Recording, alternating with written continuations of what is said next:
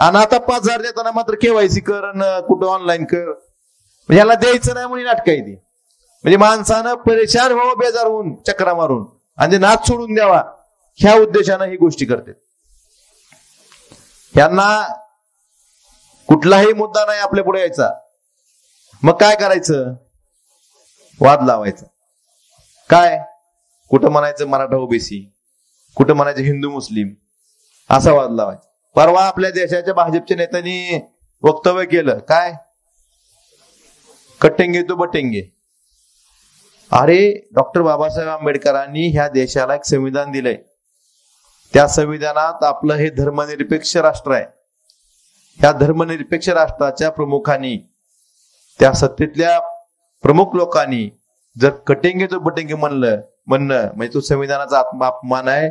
ज्या इंग्रजाबरोबर लढून ज्या स्वतंत्र सैनिकांनी आपल्याला एक सार्वभौम राष्ट्र दिलेलं आहे, ह्या सगळ्या स्वतंत्र सैनिकाचा अपमान आहे. त्यावेळेस म्हणले काच इंग्रजाबरोबर लढा करताना कटेंगे तो बटेंगे, सगळ्यांनी मिळून लढा दिला, त्यावेळेस देश स्वतंत्र झाला. आणि तुम्ही पदावर आहेत, तुमची जबाबदारी आहे सगळ्या संरक्षण करायची. आणि तुम्ही जनतेला जर भीती दाखवत असाल, काहीतरी अशी भीती दाखवून मतं मिळवण्याचा प्रयत्न करत असाल, तर तुमच्या एवढे दुर्दैवी तुम्हीच असं मला वाटतं. हे आपल्या देशाला, आपल्या भारताला, आपल्या राज्याला शोभणार नाही. आपला महाराष्ट्र हा छत्रपती शिवाजी महाराजांचा महाराष्ट्र आहे, शाहू फुले आंबेडकरांचा महाराष्ट्र आहे. इथली संत परंपरा खूप उज्ज्वल परंपरा आहे. प्रत्येक धर्माचे, प्रत्येक जातीचे संत आहेत तिथे.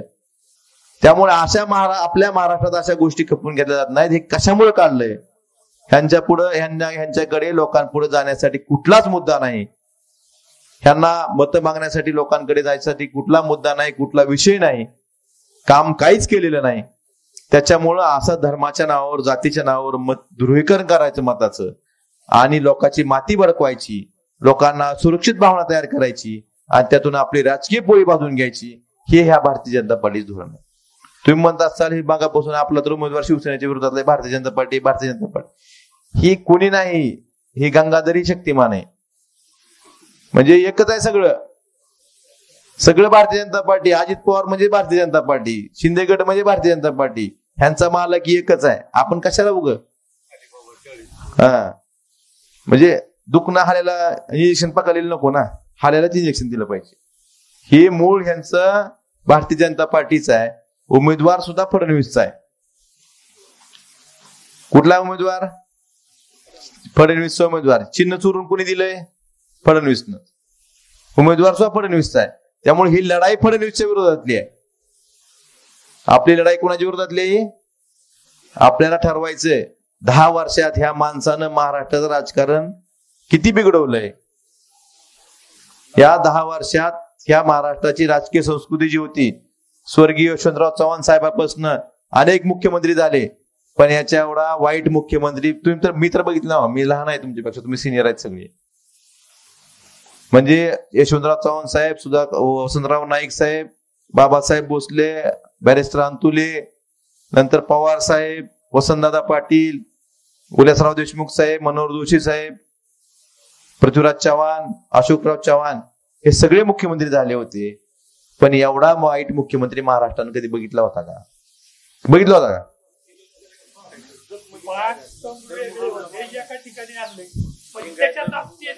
स्तंभच ठेवला नाही कुठला. एकच स्तंभ आहे. घटनेने दिले तर घटना कुठं मान्य करायला तयार आहेत लोक.